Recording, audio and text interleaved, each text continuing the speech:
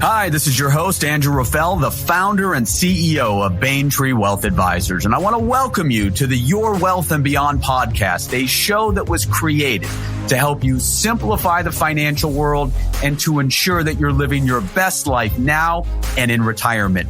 Each show, we're going to be bringing on experts that are going to help you build wealth and, most importantly, find purpose in what matters most. Wow, 2020. To say that it's been a hectic year, a tumultuous year, would be the understatement of the century. You know, it's the first time in all of our lives that we're really, as a globe, we're all facing the same fears and anxieties and issues and problems. So today's show is going to be about us, about allowing us the tools to be a better version of where we are today, of being able to take back control, allowing us to breathe. So I'm super, super honored to introduce you all to Dr. Jen Hartstein. Now, many of you may know Dr. Jen as she is the mental health contributor to Yahoo News. She's been on the Today Show, Dr. Oz. She runs a successful practice in New York City and is an author. She has spent her entire career helping individuals, helping families, helping kids stay on track, giving them the tools and the strategies to be the best version of themselves. So in today's crazy world, we're going to talk about things that you can do starting today to take back control, to take away the noise, to focus on routines, to do what you can do to stay healthy, both mentally and physically. We can't control what COVID is going to look like tomorrow, what it's going to look like in a month, what it's going to look like in a year, but we can control what we eat. We can control how we get rest, and we can control how we can be the best version of ourselves. Without further ado, my episode with Dr. Jen Hartstein. And welcome back, listeners, to another episode of Your Wealth and Beyond. And today, listeners, I am super excited to have on someone who is going to be able to help us through today's tough times. And Dr. Jen Hartstein, welcome to the show. How are you? Hi, thank you so much for having me. So, Dr. Jen, before we jump in, I always like to do a little research, a little homework on my end. And I noticed that, like me, you're a big fan of Tuesdays, dinner with a movie. So I'm going to be totally honest that my husband is the fan of dinner and a movie. I am just a very, very solid, supportive partner and set it up so that we can watch it and hang out and have kind of a fun live music-ish during a time when we can't do it the way we'd normally like to. So I can't say that I am the fish fan in the family, but I am surrounded by many of them. So I've gotten on the train. Gotten on the train. I love it. That's great. And being supportive, that's a key component to a lot of things we're going to talk about today. So, for sure. And then the other area, looks like you have a dog named Ruby. I do. I have two dogs. I have a dog named Ruby. I have a dog named Daisy. One is a golden doodle and one is a sheepadoodle, because why not breed a sheepdog and a poodle? Ruby is a year and a half and is a total rascal.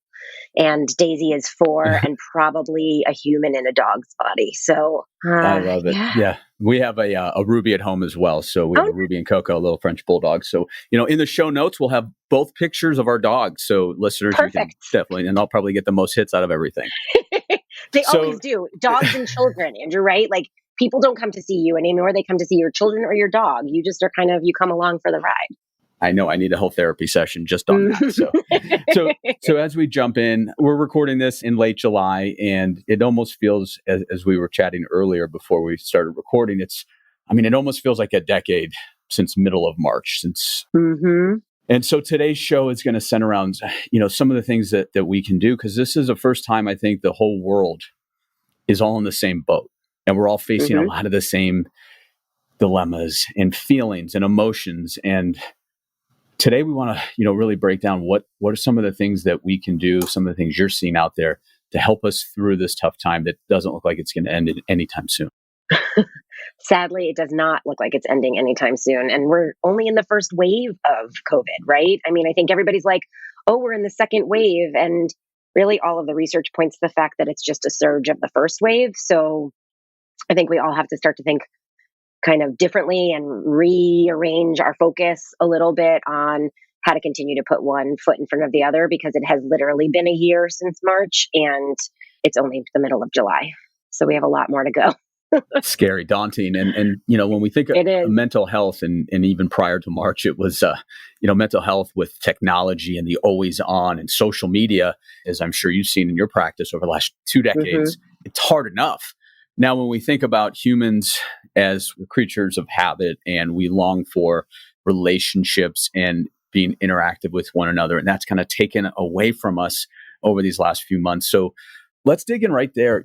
As humans are about routines, and our routines are, just thrown out upheaval right now. Is what can we do? Each of us to try What to can we do? Yeah, what can we do? Great question. So the fact is that your routines have changed, but you can still have them, right? So I think that's the most important thing we have to remember, is that it's very different. It looks very different. Work from home, for those of us working from home, looks very different. Working from home with children makes it very different. There's so many variables, and we kind of now appreciate, I certainly do, kind of appreciate little things like my commute, because I don't have a commute from my kitchen to my office in my apartment versus getting on the train and coming, which might be when I find my space to get ready for work and all of those things. So you want to figure out, create a routine at home, if you live with your family, work with your partner, your kids, whomever, to figure out what the routine is going to be. Because routine and predictability helps us manage emotions better than anything, right? It creates stability. So the more routine you can have, it doesn't have to be so structured that there's no flexibility within it. Like, I don't have a meeting at lunchtime, I'm going to go have lunch with my family. How nice. That's great. Do that. Right. But I think the more you can create, like, I'm up at this time every day, I'm starting work at this time every day, I'm going to stop working at this time every day, and all of the things in between, the better your brain works, the more stable your body feels, the more able you are to kind of feel grounded. And I think everything around us is swirling and rolling and making us feel ungrounded, that's probably the best we can do for ourselves. And that routine is so important, whether now, if your gym is open or not. With most gyms are closed, one of the positives is summertime. So getting out, getting some sunshine and just moving the body, doing things that can cause you to sweat, to have some mental clarity. That's something that it's easy to make excuses. Oh, my gym's not there, or my trainer's not available, or I can't get into that class. But we all have the ability to just spend, even if it's 25 minutes, and just go for a brisk walk around the block, depending upon where you live. Totally. And the beautiful thing is that a lot of exercise programs have pivoted and adapted the same way most of us have, right? So you can take a class. It's not the same necessarily, but you can take a class online, or you can join that group of people that are trying to get a certain amount of miles or steps each week, or find a new type of exercise that you've never done before that you can do a Zoom class with. Because just scientifically, right, we know that exercise and movement boosts our dopamine release and our endorphins, which help improve our mood. Automatic. So that's why you feel better when you're stressed out, or even when you're sad and anxious and feeling overwhelmed. If you can move, it shifts how the neurotransmitters are working in your brain, and you will be able to focus better, engage more, kind of feel a little bit less intensely, which can help you problem solve as to what you want to do next. And, as we look at, you said earlier, some of these things you took for granted, and, we kind of look at 3 different phases of how this pandemic is affecting. And, a lot of these listeners are going to be in the phase that you and I are in, where we are parents. So we're taking care of trying to, and we'll touch on the kids and the structure there. So we've got kids that we're trying to raise in a whole different world now. And then we may have our own parents that are dealing with things, right? And that in itself, for us, my parents are dealing with it. A lot of my clients are retired; they're dealing with it. So there's some things we'll talk through on how we can help them. And then you throw in, like myself and a lot of the listeners, you're a business owner as well, and you have your clients. So it's like these 4 things that you're juggling and trying to say. You left out of that puzzle is, where are you in that puzzle? Because that's kind of the 5th branch, right? Like, there's your kids, there's your parents, there's your business, there's your clients, but where are you? And I think that is a huge piece of this that we forget about. We're so busy taking care of all of the other things that we're burning ourselves out because we're not taking care of ourselves in that also. And great point there. So let's talk about that. What can that person do who's taking care of everybody else and just plugging away and just head to the grindstone? And what can we do to take stock and step back and breathe? Well, I think the first thing you have to do is step back and breathe. I mean, I think that's like step number one. And I think we have to reframe the idea of self-care. So self-care, when we stop and think about self-care, like if I say to you, okay, so what do you think about self-care? Your first, oh, like a massage. And, we think of all these kind of fancy, pampery kinds of things, when in fact, self-care could be, I'd rather have a phone call instead of another Zoom session because I just need to move a little bit instead of sitting in front of a computer. That's self care. Making a doctor's appointment is self care. Telling someone that you're going to sit on the couch and watch a fish show can be self care. I think we have to revisit this term of self care because, really, in its literal translation, it's I'm caring about myself. So we have to think about that first. And it's the old adage of when you're on the airplane and they tell you when the oxygen mask falls down, put it on yourself first before you help someone that needs your help. You are of no help to anybody if you're not taking care of yourself first. So step back and breathe, figure out what you need to do. Asking for help is not a weakness, it's a strength. Recognizing your own vulnerabilities is a strength. And allowing people to help you when you need to, knowing that you need to shut off from work at a certain time. Do like just the things that your body needs to recharge, because the things we normally have, going to a concert, going out to dinner, going on vacation, like to a different destination, those aren't as available. And those are often the things we used to do. And a lot of people talk about meditation, and meditation helps to ground you and to just focus on the present. So some people it's daunting. It's like, oh, I don't know, I have transcendental meditation, or I don't know how to do it. So let's talk about those out there that have thought about it and just have not taken that leap of faith. What can they do to at least start that process to help their mind get a little rest? Be clear. Well, I think so. Meditation can be many things to different people, right? It doesn't have to be kind of a more traditional transcendental meditation, 20 minutes twice a day, finding the quiet. Maybe you can go for a hike and that's meditative to you, right? Maybe you can listen to the rustling of the leaves on the trees. That's meditative to you. So you have to find kind of the thing that works. I tend to recommend there's several apps that are really great that provide a 5-minute mindful meditation, or you can build on that. So that feels less daunting, right? Kind of building up the practice, because mindfulness is a practice, right? My mindfulness meditation is a practice. But we can be mindful about a million different things. And ultimately, that's what you want to be, right? You want to kind of find a way. We want to think about mindfulness as a way of dropping an anchor in a storm when you're on a boat, right? Mindfulness is about being present, being here, being kind of really engaged in what's happening in front of you. And when a boat is in the water and the waves come and it's rocking all over the place, without an anchor, it's going to just flail all over. But mindfulness is that anchor. So what makes you mindful? Drinking a really cold cup of water? Great. Really enjoying your hot coffee, taking a walk, really focusing on the walk, not your thoughts, breathing, meditation, all of those things help us be more mindful and present in the moment. So I teach mindfulness all the time. I am not a great sit and meditate person. I live in New York for a reason, right? I'm just that kind of active. So I walk, or I listen to music, or I kind of watch the dogs play, but I do something where I have to focus on that one thing for 5, 10, 15 minutes. It doesn't have to be long.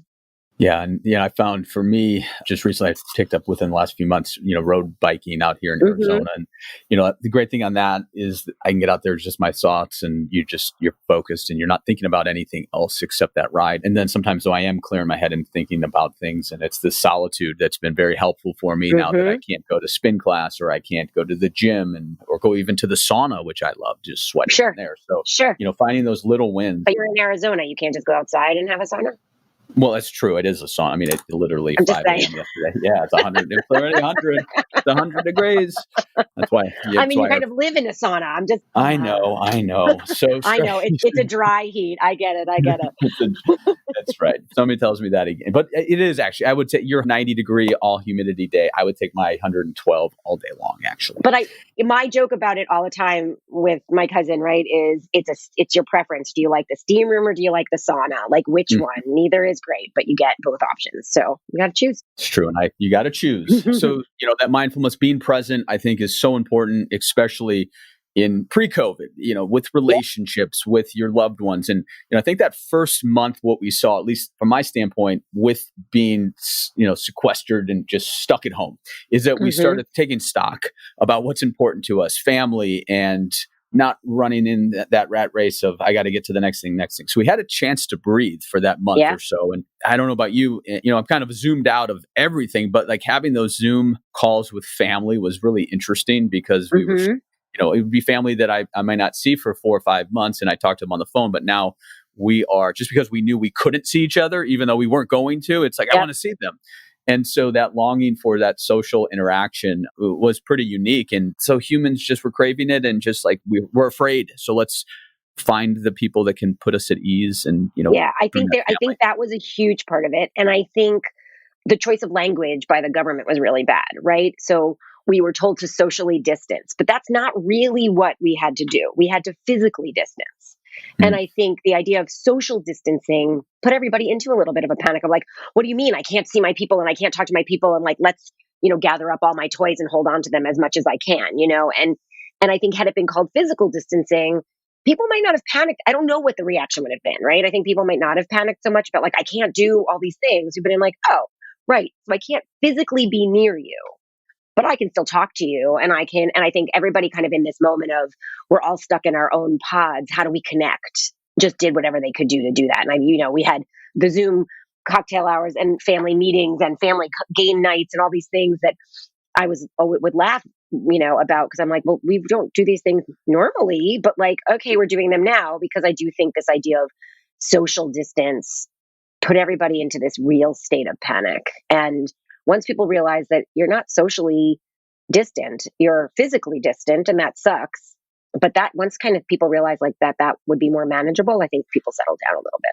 We still miss each other. I love that physical. I mean, it should be that, you just hit it right on the head. It isn't. It should be physical distancing. Right. I mean, and it's, I guess, the train's left the station, but that Correct. makes so much sense, because that's exactly what it is. That's what it is. It's not about social. It's really about physical. Don't be too close. Okay. Yeah, just reframing it just like that. It kind of puts me at ease just thinking about it.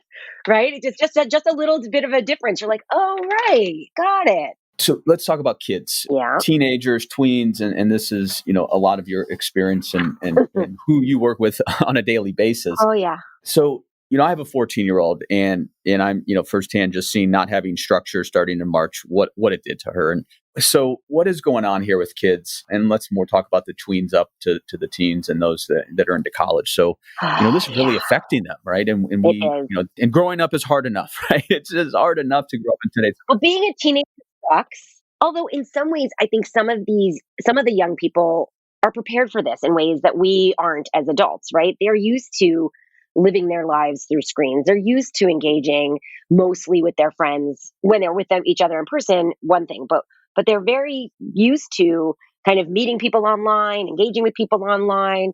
So for some kids, this is so easy, right? I think and I think this is true across all ages though, right? For the more extroverted, and I fall into that category, it's really hard, right? It's really hard to think about the fact that like, I can't go to my gym class where it's a social occasion for me as much as it is about working out, right? That I would go to spin class with my friends, and then we go have breakfast or coffee right after. And all of a sudden my 8:30 class turned into 12:30 because we've all been hanging out and it's like my social event.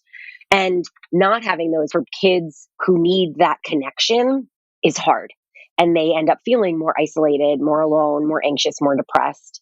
And the truth is that this generation of young people is already more anxious and depressed, right? They are already, the numbers of kids that are reporting more symptoms of anxiety and depression is really high. So we have to watch out for that, because they aren't having the mediating factors like socialization and school and interaction that help with some of, or sports, or theater, like any of the things that they are usually engaging in. We don't have those. So we have to figure out how to get them to them in a safe way. And then they sink more into their digital devices, to TikTok, to Instagram, to whatever else is happening. And, the challenge that I see too, from the standpoint of having a 14-year-old, is that like with TikTok, they're starting to get their news from TikTok, these 15, 20-second just glimpse Yeah. of nothingness. And it's like, and then, you throw in the fact that it's coming at them all these different directions. And then they're not even going and talking to us, the parents on it, and they're shaping their own mindset. Scary, because every Yep. once in a while. It's very scary. It's very scary. And, I think we don't know yet. And I think some people are starting to look at this kind of, we know kids have been more attached to their devices and more attached to the digital world than before. But, they walk around with computers in their pockets. I mean, they really do. A smartphone is essentially a computer that you hand a 12-year-old and then like off they go, right? I wouldn't hand them a car key, but I hand them a pretty easily accessible computer. So we have to teach them, even before COVID, we have to teach them kind of what's appropriate usage of all of this stuff. And during COVID, we don't know yet the impact of all of this stuff, right? We don't know what the impact is of they're on more screens, period, right? We've always been told like monitor screen time, but now you're in school virtually. There's no way to monitor screen time, right? So do I think that ultimately the kids will be all right? Yes. But do I think we're going to have to really work on conversations in our house of, hey, what are you looking at? Show me, use it as a launching point. Use it as a way to talk to your kids, right? Hey, what are you looking at on TikTok? Will you show me what you're looking at? Like, I'm super curious. And they're going to roll their eyes at you and they're going to be like, oh, I don't want to show you. And like plop down on their bed or on their couch and be like, let's see. I know nothing about TikTok. Give me a lesson, and engage in it with them. Let them be the experts and teach you. You will learn a ton. When I really want to annoy her, my daughter Winter, is I'll be like, hey, I've just set up my TikTok account. I'm ready to go. And the eyes do roll very, very. Of course. Listen, they're the best eye rollers ever. But I think, but joke around and be like, okay, teach me the TikTok dance. Like, I want to learn it. I mean, there are ways to bond because some of the research that has come out is talking about the fact that teenagers are feeling more connected to their families, even though they're on their devices more. And I think it is an interesting opportunity to encourage creativity and to encourage, they're bored, right? Boredom breeds creativity. So let them be bored, right? Let them be bored and be creative. Encourage that because of all the devices, because of all the busy that we are engaged in most of the time. They're not doing that, right? They're never bored. I think about when I was a kid, like when I was bored, my parents were like, figure it out, and my brother and I probably built cool things and made up stories and had adventures, and kids don't do that the same way. So there is an interesting opportunity for that if we can let our kids be bored. Yeah, we would leave the house in the morning and, come home at 9:00 at night. And Totally. There was no way to get a hold of us. And, if mom figured if something happened, we'd get on the, one of those corded phones and make a phone call, and they figure it out. Well, you knew where everybody was because of the bikes, right? Like all the bikes were at somebody's house, and that's how you knew where everybody was. So yeah, and that old school. 100%. Yeah, that was the cell phone bike location. I feel like I graduated high school in 95 and college in 99. So I was like that last generation. We were the last generation, right? Where we, I had to go to the library at Miami of Ohio to get online. So it was just, refreshing. If you went out. I'm older than you, so I definitely had to do all those things. So, when you went out, you had to be there. If you weren't there, I wasn't going to see you. So that was right. Or you had to call I remember having to call my parents at the restaurant, right? They would leave me the name of the restaurant. If I really needed something, I could call the restaurant. The simpler times, huh? I believe that they were actually. When we talked about routine for us as parents, so that same adage, then the routine for the kids, because one thing I saw, with she started staying up later, waking up later because school wasn't starting. So you talked about like this creativity. So take the digital devices away from them, saying, setting that standard of like make a family rule, right? I like to say like, make it a family rule that there's an hour or two a day that nobody's on devices. One of the problems with work from home is we don't have work-life balance. It all has become blended. And that's why the routine is so important. When does your workday end? Are you dealing with things that need so much attention that you have to work till 10 o'clock at night? Yeah, I mean, the studies are showing that people are working longer now. They're, with no commute. And they, like you said, you lost that solitude of like listening to this podcast on that 45-minute commute or having some time with yourself. You don't have that any longer. Yep. So you almost have to make your day. Okay, so I get up at 7 or 6:30, and my first thing is not to check email. Like I'm not going to check email before 8:30. right? And I'm going to go for a walk, or I'm going to enjoy my coffee, or I'm going to join my family from 6:30 to 8:30, and I'm going to hang out. We're going to, have breakfast together, and then I'll start working, right? Because normally, now we kind of roll over, pick up our phones, check our email.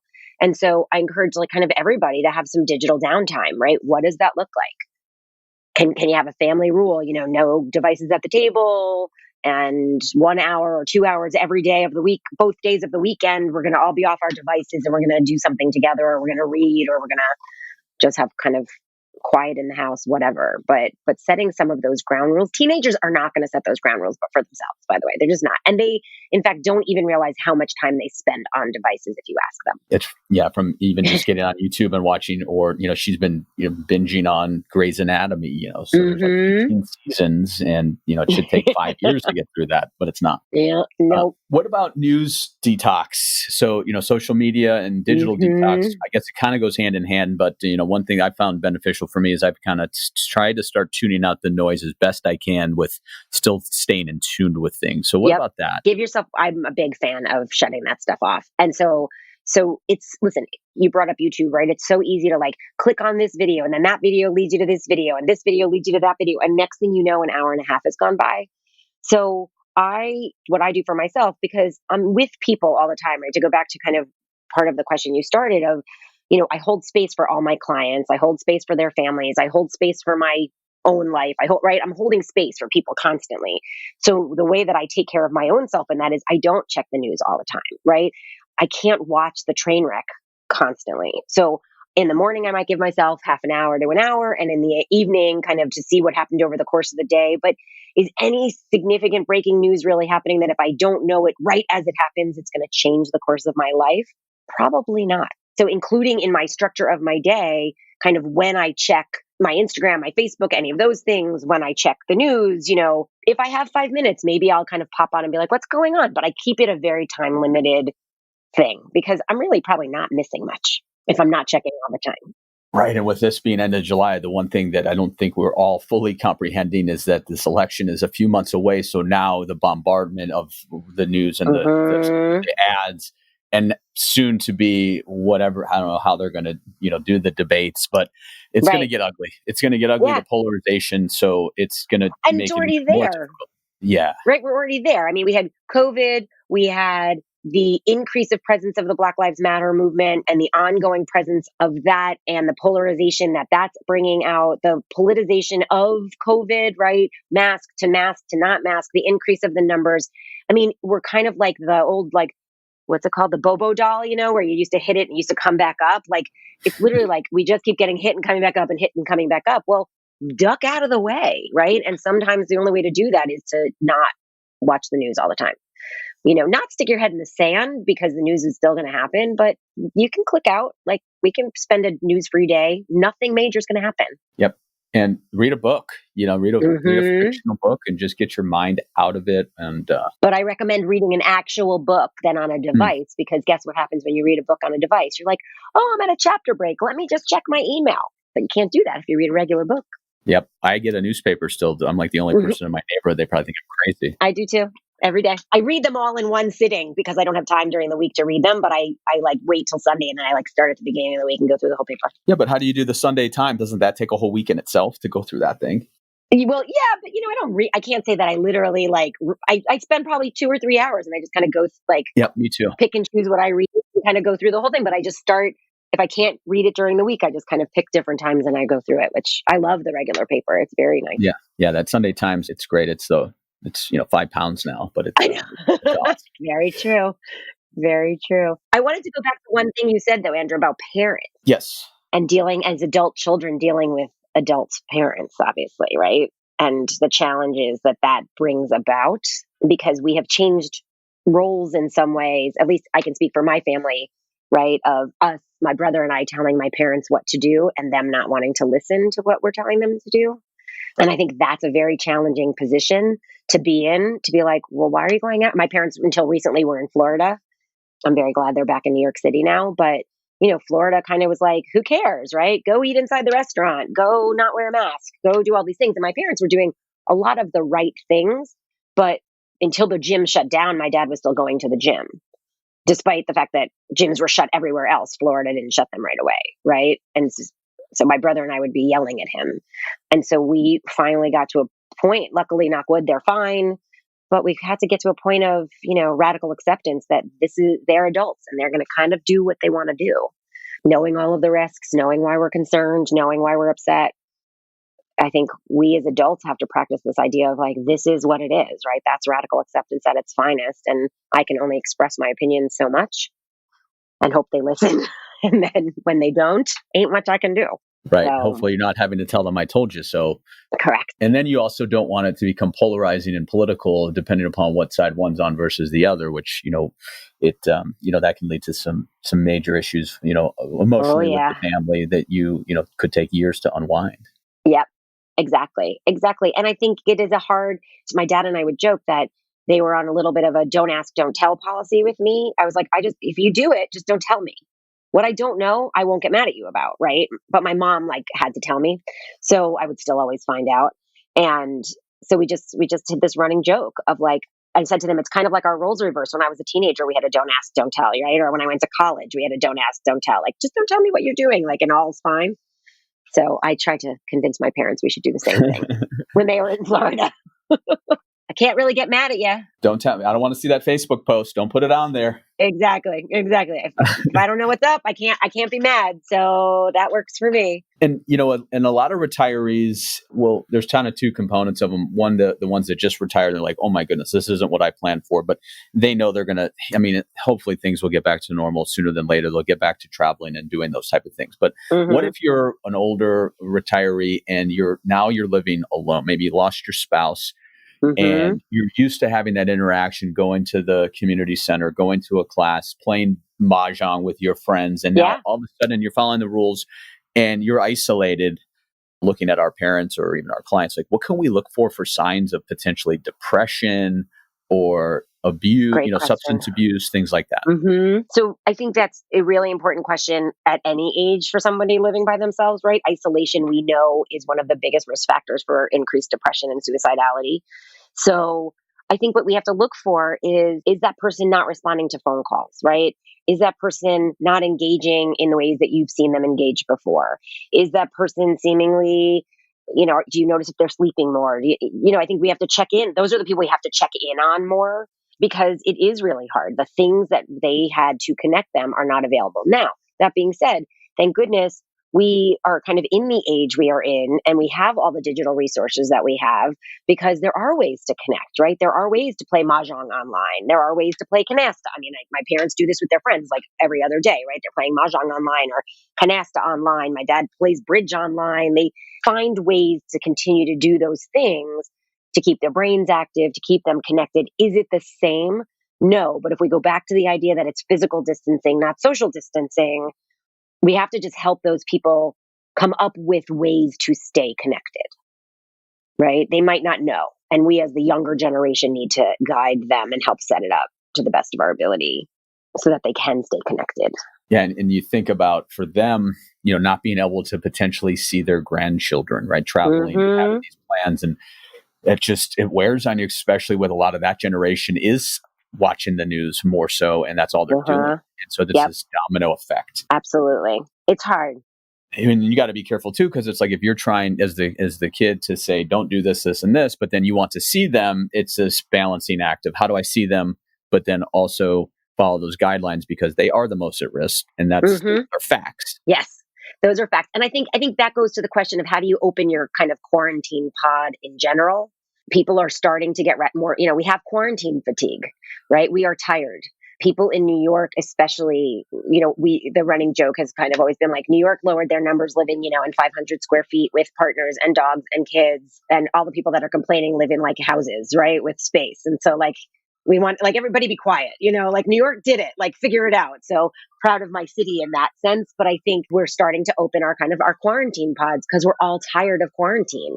The problem is people are opening their quarantine pods without thinking it through and what's happening. We're going back into quarantine, right? Atlanta went back into phase 1 for a couple weeks to lower numbers, right? So we have to really stop and think about what that looks like, and who do you trust and who can you bring in. And I think it all comes down to communication. You have to be willing to say to somebody, what have you been doing to be safe, right? So if you live close enough to your parents and can see them, what does that look like? Sorry for the siren in the background. No, this is good. It's great. Well, You hit it. You're talking about New York. It was perfect timing too. It couldn't have been better.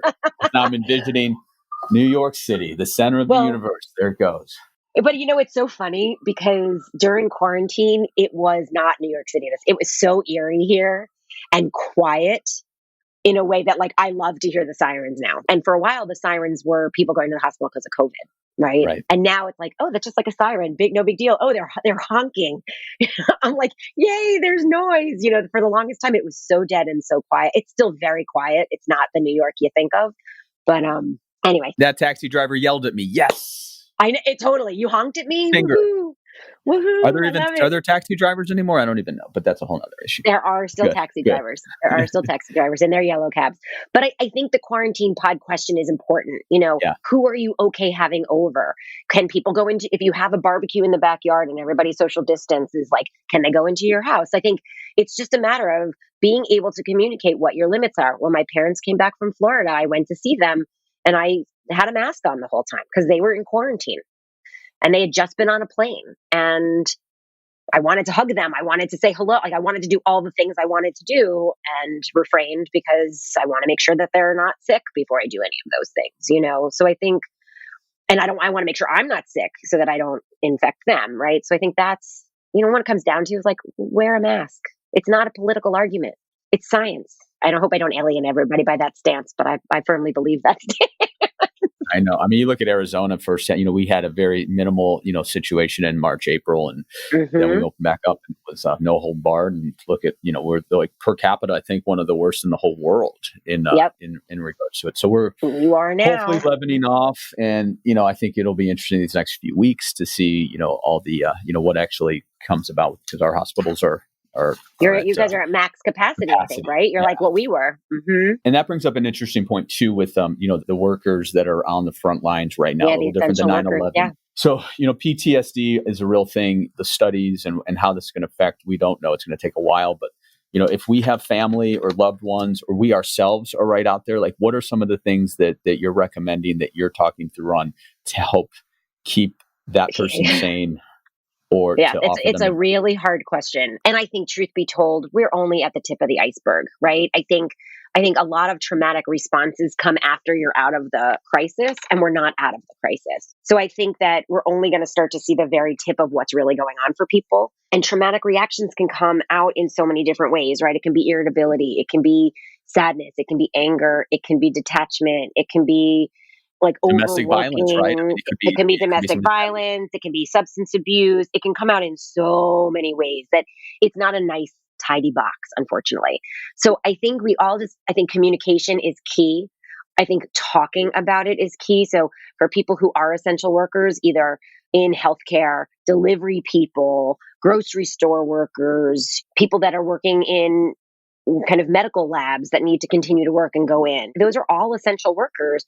We have to just keep asking them how they're doing. I had a joke with a friend who also lives in New York. And when we talked, he said, how are you? And he said, and not that like bullshit way of answering, like give me like New Yorker to New Yorker, like in April or March, like New Yorker to New Yorker, like, how are you really?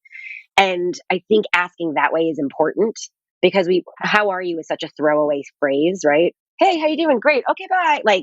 So doing a deeper dive, connecting, noticing changes in behavior for people, and then asking about them, making sure people know that you're there if they need them. And then I think just offering help. If you know someone who's a frontline worker, can you drop off a meal? Can you ask them if they need help with childcare? Can you, how can you lighten their burden a little bit without taking on too much? Because that's a lot. Well, even send them a text, 30 seconds, send them a text saying, hey, listen, I know you're going through a lot. Just want to thank you for everything you're doing.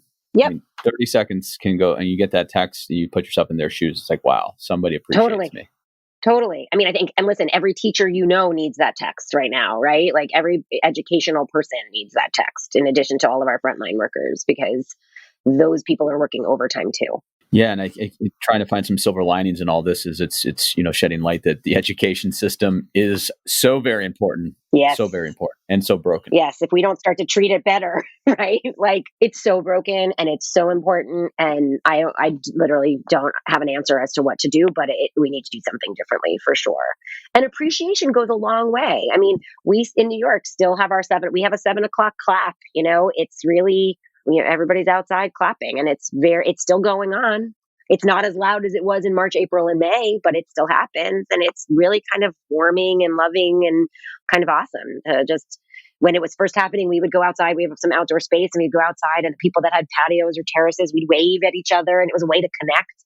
And it was a way to just kind of express that appreciation, which I think is always a kind thing to do. Yeah, and that's the positive news that I'd love to see portrayed more. Put out the positive stuff, and out there, I guess it doesn't sell, and that's a Well, it's shame. not sexy, but interestingly, right? If we, to your point, John Krasinski's Some Good News Network, or what was it? Good News Network, like everybody glommed onto that because we were desperate for it. So I think you have to find it in your life, right? You've got to find the things that will make you laugh.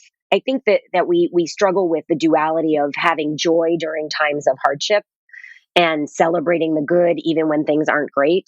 And that duality is never more present than now. We are so much more aware of Black and brown communities struggling and really having a hard time and people dying from COVID. Can we have that party? Can we celebrate that accomplishment? Can we do those things? And I believe yes. I think you can absolutely have celebrations as long as it doesn't negate the fact that, or help us ignore the fact that all these other things are also happening. So kind of both things can be true. Now, you're on the board of the Active Minds, the organization that helps empower students to speak openly. So how are you guys then, like, what are you doing now? Is it like, what does that organization do to help empower students? Yeah. So they do a lot to, right? I think one of the things about mental health is it carries, well, not mental health, mental illness carries so much stigma, right? And I think we forget that all of us have mental health the same way all of us have physical health, right? And not all of us have mental illness, but all of us have periods of sadness. All of us have periods of anxiety, and our mental health exists on a continuum, with one end of the continuum being illness and one of them being kind of the epitome of mental health. So Active Minds works with students to talk more about it on college campuses. They provide resources, and they've really pivoted to do a lot of things virtually. So they've provided a ton of webinars about dealing with your mental health when you move back home, how to access help for yourself when you need it because your college counseling center might not be open. They've opened networks for communication among students through Active Minds. They're working on legislation. They're really still kind of doing some awesome work in the face of not being able to be as face to face on campuses. But the organization itself is providing a ton of resources to people as they need it. And they're really they're all available on their website. So kind of, if you have a student, they're mostly college based. They're starting to do some more stuff with high school kids. Okay. Yeah, we'll have a link to that in the show notes. And then, right. And the same with the We're All a Little Crazy. We're All a Little Crazy. Same kind of organization. So We're All a Little Crazy was started by my friend Eric Hewson, who his story is pretty fascinating and one that, I think resonates, in that he was a very hardworking, determined go-getter working in the sports world. And he had a crash. And he had a 2.5-year battle with major depression. And part of his kind of coming to awareness of all the things that were going on for himself was the fact that we do have this discussion of like 1 in 5 people will have a mental health disorder in their lifetime. And he was like, well, that's not me. So it never occurred to him that he could be part of the 1 in 5, not part of the 4 in 5. And so his real mission is to talk about the fact that like 5 in 5 of us have mental health. Like, let's talk about the 5 in 5, because the more we can talk about our mental health, when we have a mental health blip, when we have an issue, we are better equipped to ask for help and handle it.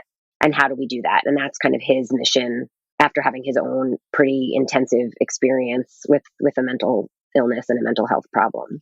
That's awesome. I love how you're part of these organizations, these groups to help build awareness. And it's your passion. It's always been, in wanting. So on a business note, as we get to the end here, and I know a lot of the listeners, the show is Your Wealth and Beyond. So it's a lot of business owners trying to find purpose and things. But on a PR note, because as you are the contributor for Yahoo Lifestyle, Yahoo News on the mental health side, you've been on, Dr. Oz, the Today Show, MTV, so how does one, it's great PR for you. You're obviously doing really good stuff to get your messaging out there. How did you start building those relationships to get your name out there and be able to reach so many people and to provide the good advice? That's a great question. It really comes down to networking in a lot of ways, right? So I had an ex-boyfriend who was a PR guru, and he introduced me to someone who needed a child psychologist in an article. And there was a misstep in that, in some ways, in that I was working in a hospital. I was supposed to run it by the hospital. I didn't know that. So then all of a sudden I'm on the hospital's radar. But then they were like, oh, but you can do this. So then I started getting put into media through the hospital I was working at. When I left that hospital, I went to a new hospital and I said, hey, I already am media trained. I have all of this stuff. I want to be your media go-to. So I became their media go-to, right? And then when I left the hospital system altogether to do private practice, I reached out to all of the contacts that I had made through media and said, hey, I'm on my own, reach out to me. So it's been kind of the kind of laddering up in just building relationships and maintaining relationships. And then I'm known for this area that I'm an expert in, and I can get asked to do other things or asked, to be the Yahoo mental health person or be, so it really, I think I built my brand through networking and I built my practice through networking. I'm a big believer of kind of what's your niche. I think there are a lot of people who are good at all things, but in my office, we are experts in kind of adolescent depression, suicide, and anxiety. Like that's our hotspot, 13 to 24. We are known for the treatment we provide in that hotspot. And so I've been able to kind of build my brand through networking and all of that in kind of just taking that stance of this is the area that I know and this is the area I support and let's make it work. And it has. Yeah, I think that, hit it on the head there. Find a specific niche. Don't try to be everything to everybody. And with those clients that you're going to, be able to help the most. And in your business, like ours and like most, in service, that it's referral based, referral, 100%. and then with you having the ability to get your messaging out there and really being good on TV and getting your articles, they're going to get referred to your practice, and then they're going to do some research on you, and then they're going to see, wow, she knows what she's talking about. I want to work with her team. Yep. And it's really, I think it's about finding your area, and it's about kind of using your networks, right? Following up, in TV, producer A was on CBS. Now producer A is at NBC. So can I maintain that relationship?